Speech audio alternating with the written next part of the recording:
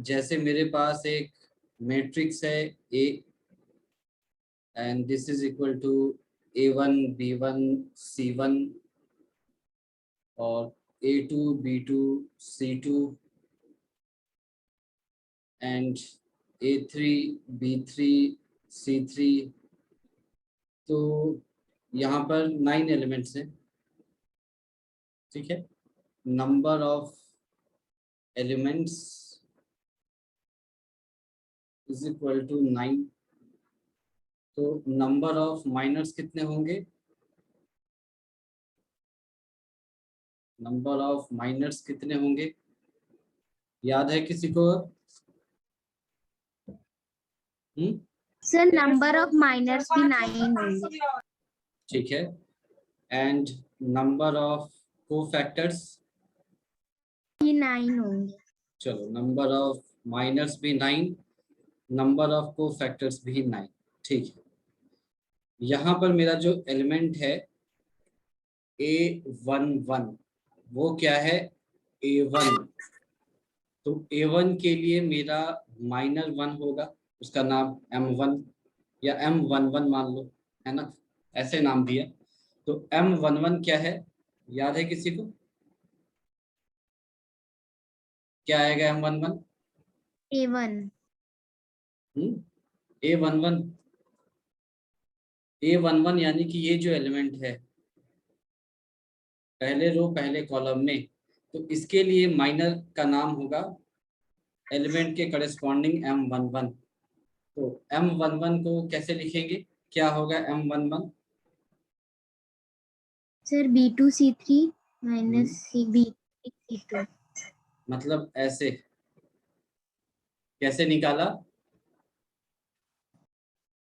कि जो रो और जो कॉलम, एलिमेंट के साथ जो रो और जो कॉलम जुड़ा हुआ है उसको हमने रिमूव किया, बाकी जो बच गया, जो छोटा डिटर्मिनेंट जिसका ऑर्डर अब 2 by 2 हो जाएगा, ओरिजिनल डिटर्मिनेंट के ऑर्डर से एक कम, वही माइनर होता है। तो ये हो जाएगा B2C3, उल्टा लिख दिया शायद मैंने, B2C2 B3C3।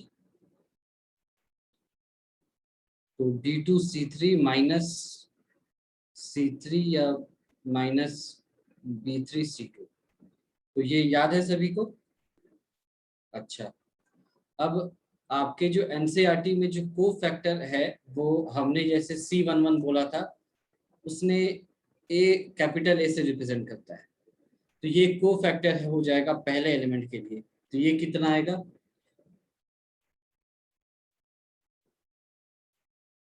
A11 इज को फैक्टर फॉर A1, यानी फर्स्ट रो फर्स्ट एलिमेंट में जो फर्स्ट रो और फर्स्ट कॉलम में जो एलिमेंट है उसके करस्पॉन्डिंग जो को फैक्टर है वो कितना आएगा? सर ये -1 की पावर 11 और सर M1 11। यानी कि ये M11 ही आ जाएगा। ये इसमें किसी को कंफ्यूजन है? को फैक्टर कैसे निकालते थे, माइनर कैसे निकालते थे? माइनर और को फैक्टर एक ही चीज है, बस को फैक्टर का अपना साइन भी होता है, माइनर का कोई साइन नहीं होता, वो सिर्फ डिटर्मिनेंट होता है। को फैक्टर का अपना एक साइन भी होता है, ठीक है। अब जो डेल्टा है, जो मैट्रिक्स, सॉरी, जो डिटर्मिनेंट ए है, इसको हम ऐसे भी लिख सकते हैं A11 A12 A13। इसको इसके करस्पॉन्डिंग को फैक्टर से मल्टीप्लाई किया,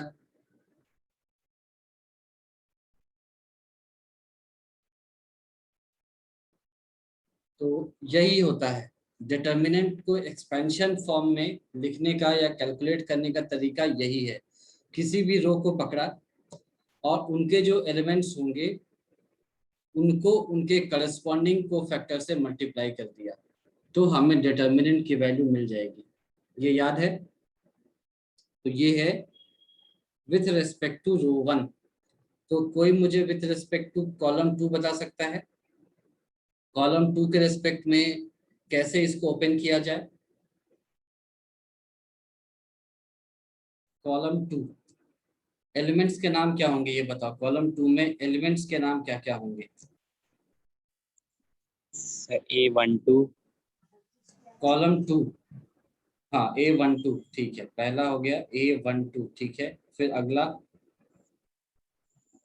A1 A22 A2 ठीक है, फिर A2 A2 देखो कॉलम 2 की बात करें तो A3 कॉलम चेंज नहीं होगा, है ना, ये ध्यान देना। तो पीछे वाला तो फिक्स हो गया ये, बस रो वेरी करेगा, A32 तो ये 3 2 बस। अब इसको इसके करस्पॉन्डिंग को फैक्टर से मल्टीप्लाई कर दो, तो सब्सक्रिप्शन सेम रहेगा, ऐसा ये हो जाएगा 3 2। तो ये याद आया, ये डिटर्मिनेंट ऑफ ए है। इतना याद है सबको या भूल चुके हो? याद है? चलो मान के चल रहा हूं कि याद है, सिंपल है, इसमें कुछ भी नहीं है। अब मान लो कॉलम 2 को के एलिमेंट्स को रखा, मान लो ऐसा,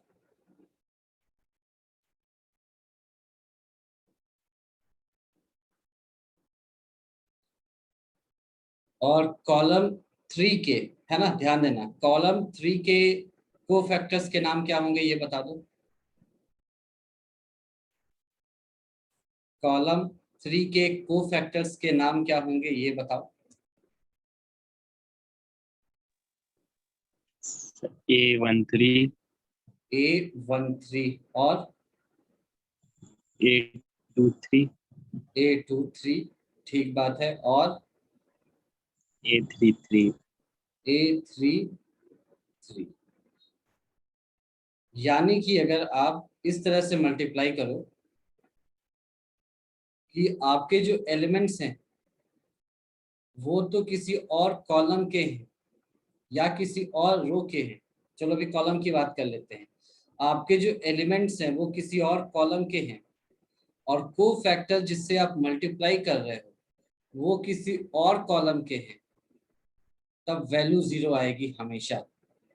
सिमिलरली अगर आपके एलिमेंट्स किसी और रो के हैं और को फैक्टर जिनसे आप मल्टीप्लाई कर रहे हो वो किसी और रो के हैं, तो इनका जो सम आएगा वो भी हमेशा 0 ही आएगा। तो इसको लिख लिया, हमेशा याद रखने के लिए लिख दिया कि प्रोडक्ट ऑफ या एलिमेंट्स ऑफ सेम रो और column when multiplied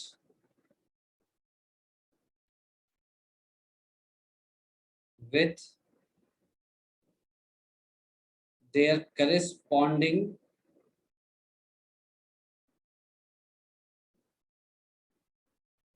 cofactors and added, give the value of the determinant. Give the value of the determinant।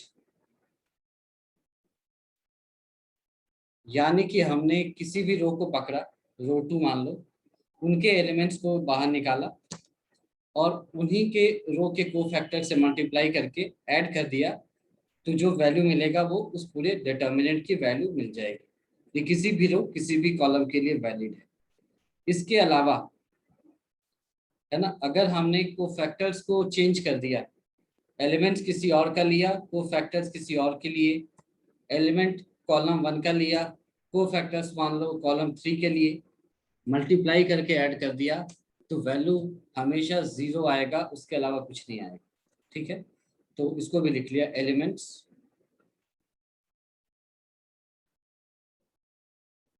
Of और रो और column when multiplied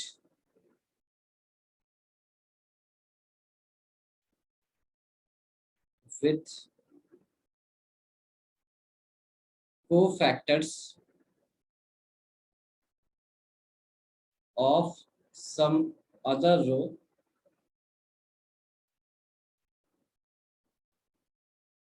or column and added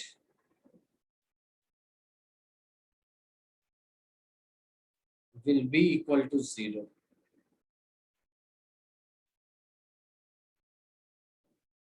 तो ये बात आपको याद रहेगी, है ना, कि कोफैक्टर्स को उनके करस्पॉन्डिंग एलिमेंट से अपन मल्टीप्लाई करके ऐड करते हैं तो डिटर्मिनेंट की वैल्यू मिल जाती है।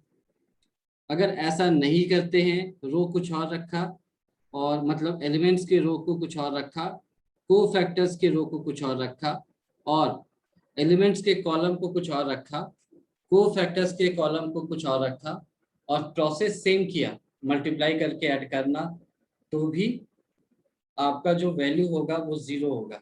आप ये देख सकते हैं ना, कैसे पता चला, चेक करके देख लिया है ना। तो इस पर ज़्यादा टाइम नहीं लगाते हुए हम एक क्वेश्चन करेंगे और फिर आगे बढ़ेंगे, क्योंकि ये हमने सीख लिया है मेरे ख्याल से काफ़ी हद तक। तो इस पर एक बेस्ड क्वेश्चन होगा।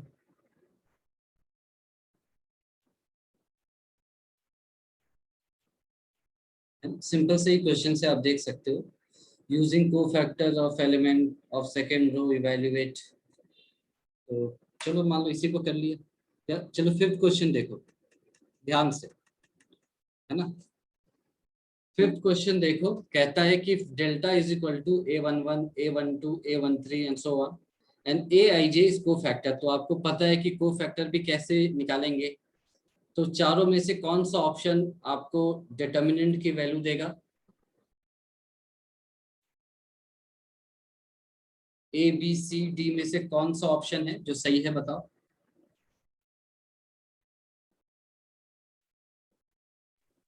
Sir D. डी सभी को दिख रहा है?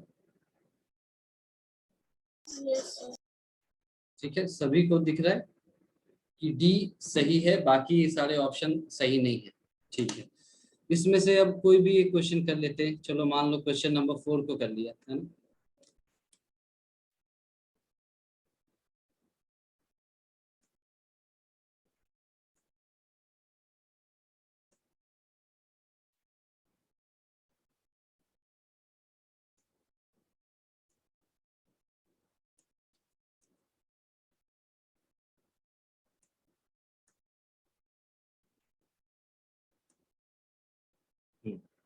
क्या कह रहा है, using cofactor of elements of third column, है ना, थर्ड कॉलम की बात कर रहा है। आप सभी को दिख रहा है थर्ड कॉलम, इवेल्युएट डेल्टा।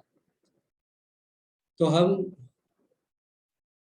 सबसे पहले फॉर्मूले के फॉर्म में लिखेंगे ताकि सबको याद रहे। तो कॉलम 3 की हम बात करें तो एलिमेंट्स क्या क्या होंगे, मान लो ए से रिप्रेजेंट कर रहे हैं, तो कॉलम 3 है तो A13 plus A23 plus A33 into A13 into A23 into A33। तो ये तो फॉर्मूला हमने लिख लिया ताकि थोड़ी प्रैक्टिस और हो जाए हमें। इसके बाद A13 हमें पता है YZ, ठीक है, इंटू A13 कोई बता सकता है मुझे?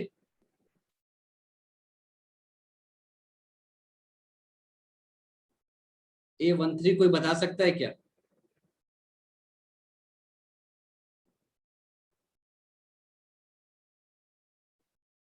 जल्दी से, कैपिटल A13 यानी को फैक्टर ऑफ A13 बता सकता है कोई?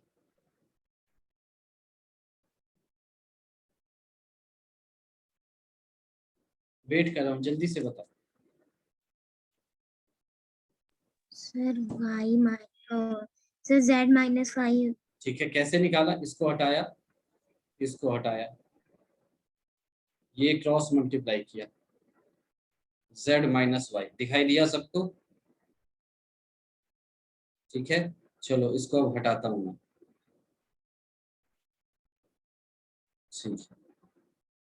प्लस A23, तो A23 का एलिमेंट क्या है, ZX इंटू A23 क्या होगा ये बताओ जल्दी से। Z माइनस सर सोच के ध्यान से सोचना फिर बताना। Z minus चलो देखो कैसे निकालेंगे इसको, मन की आंखों में करना ही है, मन में करना ही है ना। इसको हटा दिया ऐसे, क्या बचा, XY माइनस YZ, ऐसा बचा क्या,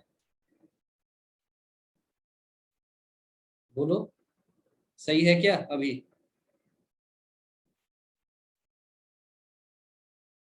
मन में ये सब करते हैं कैलकुलेशन, जो मैं करके दिखा रहा हूँ आपको एग्जाम में ऐसे काटा कुटी नहीं करना है, मन में करना है। ये ठीक है क्या अभी, जल्दी बोलो। Yes sir. सभी को ठीक लग रहा है, ध्यान से जल्दी जल्दी। yes sir यस नहीं ठीक नहीं है, क्यों, क्योंकि ये है, इसका नाम के नंबर क्या है, ये है A, second row third column, तो एक माइनस साइन भी अपने साथ लाएगा ये माइनस, ठीक है, ये याद रखना है आपको। को फैक्टर का साइन होता है, वही माइनर और को फैक्टर में अंतर है सिर्फ साइन का, ठीक है। ये आपको समय के साथ याद होना चाहिए कि ये प्लस है, ये माइनस है, ये प्लस है, ठीक है। वैसे ये भी प्लस है, ये माइनस है, ये प्लस है, बीच वाला उल्टा ही चलता है हमेशा, है ना। तो ये माइनस प्लस माइनस प्लस है, ठीक है। लास्ट में प्लस होगा, कोई उसमें टेंशन की बात नहीं है। XY आ गया, इनटू क्या होगा ये बताओ।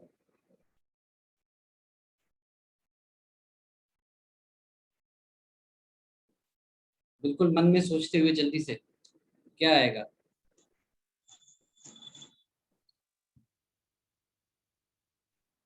देखो इतना नहीं सोचना, जैसे ही XY आया खत्म करो बस। अब बताओ।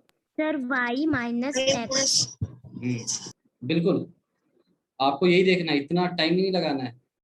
कैसे करना है, मन में विथ प्रैक्टिस ही होगा। जैसे मान लो YZ था, इसके बारे में आपको निकालना था, ये यहाँ तक पहुंचे, इस पूरे को हटा दिया बस, और बाकी चीज दिखना ही नहीं चाहिए आपको। Z माइनस वाई, उसी तरह से जब हम ZX में पहुंचे तो पहले से ही पता है कि माइनस साइन बाहर आएगा, तो मन में ही इसको हटा दिया, इधर देखना ही नहीं है, सीधे Z माइनस एक्स। तो हमने ये क्या कर दिया, गलत कर दिया क्या, ये तो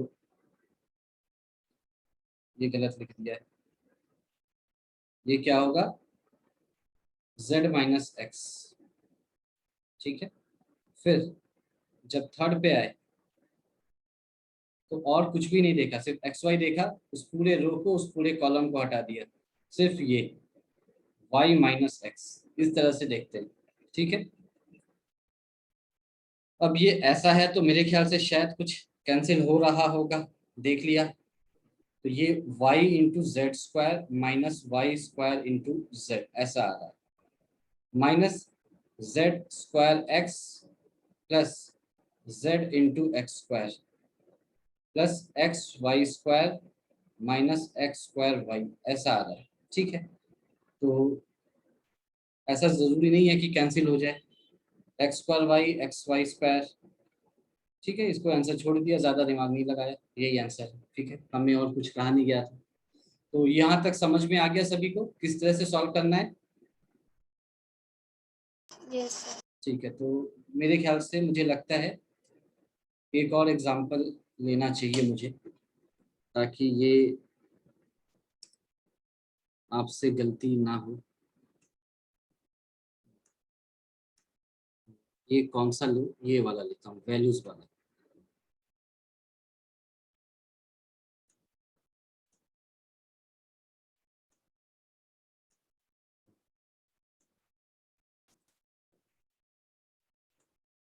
सेम क्वेश्चन है, यहाँ पर वैल्यूज है। ये कह रहा है using cofactor of elements of second row, है ना, ये देख लिया सेकेंड रो, इसके अकॉर्डिंग आपको डेल्टा इवेल्युएट करना है। तो पहले फॉर्मूला लिख लिया, delta is equal to, second row की बात हो रही है तो A, रो सेकेंड है तो 2 पहले आएगा, फिर 1, फिर A 2 2, फिर A 2 3 2 और 3 है ना, और इधर में आपका 2 1 2 2 और 2 3 बस। तो ये आपको पहले मुझे एलिमेंट्स बता दो, ये क्या है 2, ठीक है। 2 किससे मल्टीप्लाई होगा, क्या आपको दिखाई दिया मन में? 15 minus 8. ठीक है, आपने इसको हटाया, देखो ऐसे किया, ध्यान से देखो, ये हटाया, ये हटाया,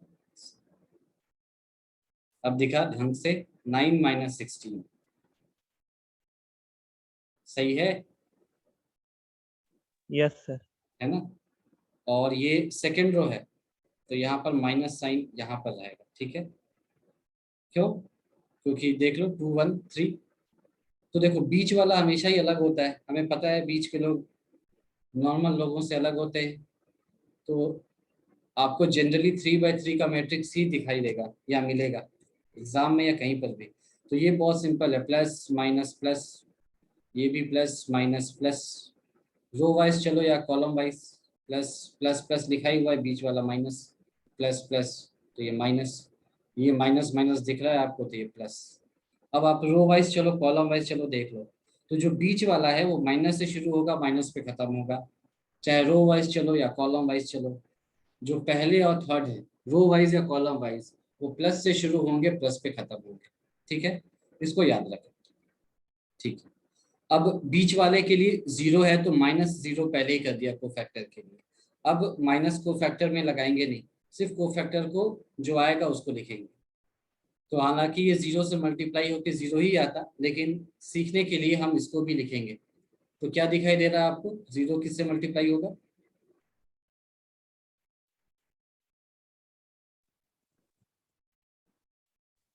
15 - 8. Very good, 15 - 8। बिल्कुल बिल्कुल, मन में ऐसे खत्म कर दिया इनको, 15 - 8, गुड, तुरंत इसको हटाया। अब आखिरी में बचा 1, 1 किससे मल्टीप्लाई होगा? साइड वाले निकालने आसान होते हैं, ये बता दो कितना होगा? 10 - 3। वेरी गुड, वेरी गुड, ये आपने तुरंत देखा, ये खत्म किया, 10 - 3, दिस इज योर आंसर, जो भी आए, पर प्रोसेस यही है। तो ये आपको पक्का समझ में आ गया ना, किस तरह से करना है, और इतना ही है ना, इस पूरे चैप्टर में इससे ज्यादा कुछ नहीं है, इतना ही है, आपको देखने को यही मिलेगा, रो और कॉलम वाइज इसी तरह से सिर्फ मल्टीप्लाई करना है, सॉल्व करना है। तो मेरे ख्याल से हमने सफिशिएंट प्रैक्टिस कर लिया है माइनस और कोफैक्टर्स का, तो आप कॉन्फिडेंट है ना? ठीक है, यस सर। गुड। तो अब हम थोड़े इंपॉर्टेंट कॉन्सेप्ट्स पे आ रहे हैं, आसान सब कुछ हो गया, ये भी आसानी है, लेकिन ये थोड़ा थ्योरेटिकल है, तो बातें थोड़ी ज्यादा हैं, तो इसको थोड़ा ध्यान से पढ़ा। Adjoint and inverse of a matrix,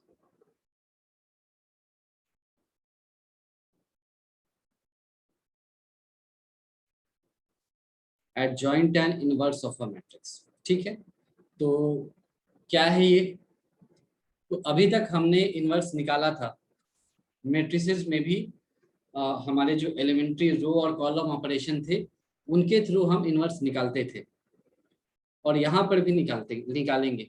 पर वहाँ पर क्या था कि हम शुरू करते थे और देखते थे कि अगर लेफ्ट हैंड साइड में जो मैट्रिक्स था उसका एक रो या एक से ज्यादा रो के सारे एलिमेंट्स अगर 0 आ जाते हैं, तो हमें पता चलता था कि इस मैट्रिक्स का इनवर्स नहीं निकलेगा, है ना। मतलब वहां पर हम इनवर्स निकालना शुरू करते थे, अगर आपको ध्यान हो तो हम लिखते थे A = मान लो I × A, इस पे हमने रो ऑपरेशन लगाया, इसको हम कन्वर्ट करते थे I में, ये I जो था ये कन्वर्ट होता था B में, और ये एज इट इज आता था।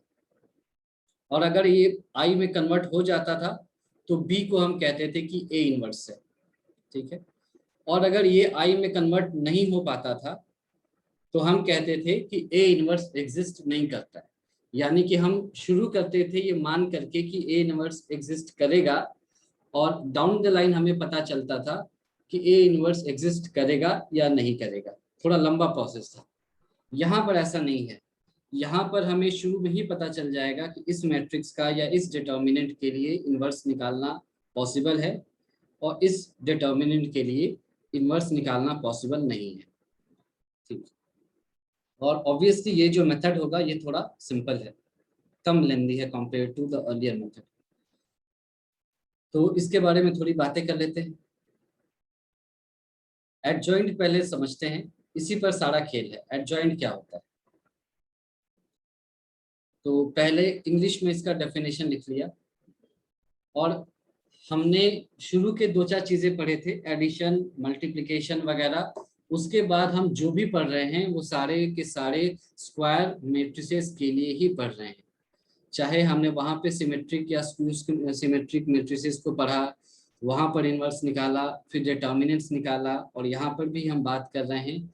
तो हम इंट्यूटिवली ये एज्यूम करके चल रहे हैं कि हमारे जो मैट्रिक्स हैं वो स्क्वायर मैट्रिक्स ही हैं, है ना। तो इसको डेफिनेशन में लिख लिया कि एडजॉइंट ऑफ अ मैट्रिक्स या adjoint of a square matrix, to be more precise, adjoint of a square matrix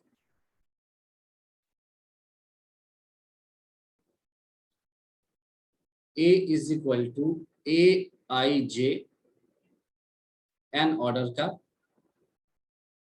is defined, n cross n भी लिख सकते हैं यहाँ पर, ठीक है, is defined as the transpose of the matrix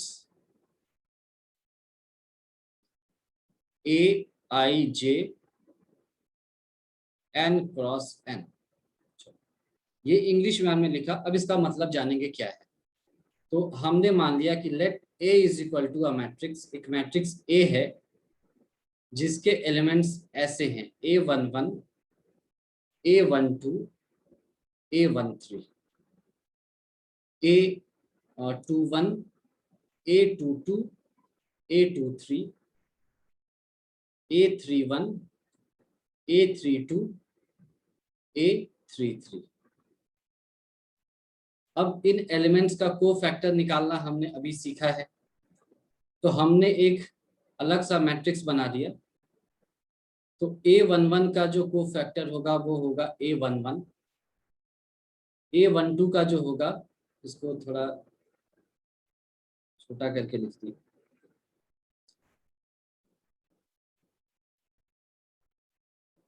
small A11 के लिए जो कोफैक्टर होगा वो कैपिटल A11 होगा। सिमिलरली A12, A13,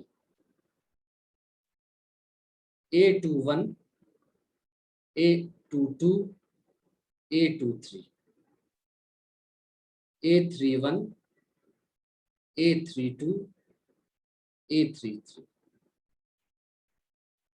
यानी कि जो भी आपको डिटर्मिनेंट दे रखा है उसके हर एलिमेंट के लिए आपने क्या किया कि कोफैक्टर निकाला, है ना, डेल्टा नहीं निकाला, सिर्फ कोफैक्टर निकाला और एक अलग सा मैट्रिक्स बना दिया सेम ऑर्डर पे, और उसके बाद इसका ट्रांसपोज ले लिया। तो ट्रांसपोज लेने के बाद ये आपको ऐसा कुछ मिलेगा, A11, A12, A13, ये आ जाएगा आपका A21, A22, A23, A31, A32, A33। ये जो मैट्रिक्स मिला इसी को हम कहते हैं एडजॉइंट A, इसी को हम एडजॉइंट A कहते हैं। यानी एक मैट्रिक्स लिया, उसके बाद हर एलिमेंट का कोफैक्टर निकाला, उनके उनके सही जगह पर रखा, उस मैट्रिक्स का ट्रांसपोज ले लिया, तो जो नया मैट्रिक्स आएगा रिफॉर्म होकर के that would be your adjoint of matrix A। ठीक है, तो इसको हमने थ्योरेटिकली समझा, अब इसको एग्जांपल से समझते हैं। एक एग्जांपल लिया, एग्जांपल ये कहता है find adjoint A of a matrix A of A is equal to ऐसे मान 2 3 1 4 ऐसे। तो हमें एडजॉइंट ए निकालना है। ए मुझे पता है, तो सबसे पहले मैंने A11 निकाला। A11 क्या आएगा? आपको वैल्यू नहीं मल्टीप्लाई करनी, सिर्फ को फैक्टर लिखना है, हटाना है। तो 2 हटा, पहला रो पहला कॉलम 4 आएगा। दिखा? A11 4 आएगा, है ना? स्मॉल a11 नहीं है, ये को फैक्टर लिख रहा हूं मैं, ठीक है? तो ये ऐसे हटा, ये हटा, 4 आया। अब A12 कितना आएगा? -1. Exactly, very good. 1 तो आएगा ही माइनस साइन के साथ, very good. A21 -3. -3, very good. और A22 2. 2, गुड। तो फिर हमने लिख दिया adjoint A is equal to A11। पहले शुरू में आप लिखेंगे तो कंफ्यूज ना हो, इसीलिए आप जैसे एलिमेंट्स लिखते हैं वैसे ही इसको लिख दें और इसका आप ट्रांसपोज ले लीजिए।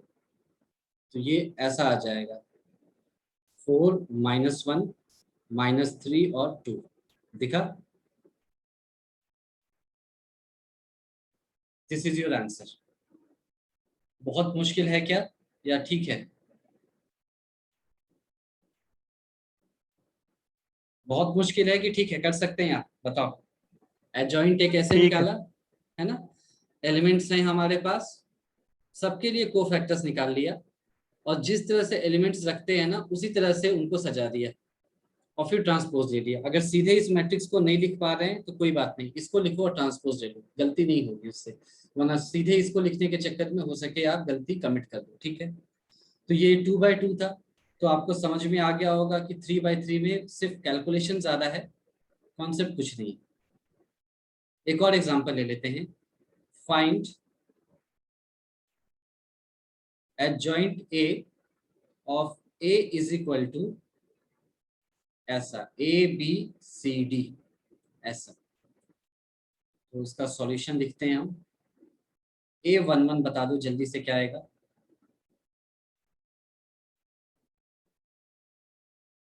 जल्दी से A11। सर डी आएगा। गुड। A12।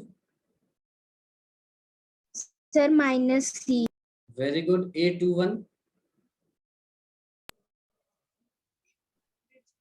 -B। गुड। और A22। A. A। गुड। तो यहां से एडजॉइंट ए हमने लिख लिया, D - sir C D - C B A। D A। इसका ट्रांसपोज निकालेंगे तो ये आ जाएगा D - C - B और A, ठीक है? आंसर। अब मैं आपसे कहूंगा कि जो एडजॉइंट आया उसको थोड़ा गौर करो। ये जो एडजॉइंट आया और जो डिटर्मिनेंट सॉरी जो मैट्रिक्स दे रखा था उसको गौर करो। 2 3 1 4, यहाँ पर देखो ये 3 की जगह -3 हो गया, 1 की जगह -1 हो गया, ऐसे दिख रहा है, माइनस साइन से मल्टीप्लाई हो गया। और ये 2 और 4 आपस में अपने प्लेस को चेंज कर ले रहे हैं। दिखा कि जो डायगोनल एलिमेंट्स हैं उन्होंने अपने प्लेस को एक्सचेंज किया, ऑफ डायगोनल एलिमेंट्स माइनस से मल्टीप्लाई हो गए, तो सीधे एडजॉइंट ए मिल गया मुझे। दिख रहा है आपको? तो उस हिसाब से यहाँ पर एडजॉइंट ए क्या आना चाहिए था? उसी हिसाब से अगर मैं सीधे लिखना चाहता तो क्या लिखता? यहाँ डायगोनल एलिमेंट्स को इंटरचेंज करना है, ऑफ डायगोनल को माइनस से मल्टीप्लाई करना है। तो बताओ क्या आएगा ये adjoint A? D -B -C and A. पहला एलिमेंट क्या आएगा?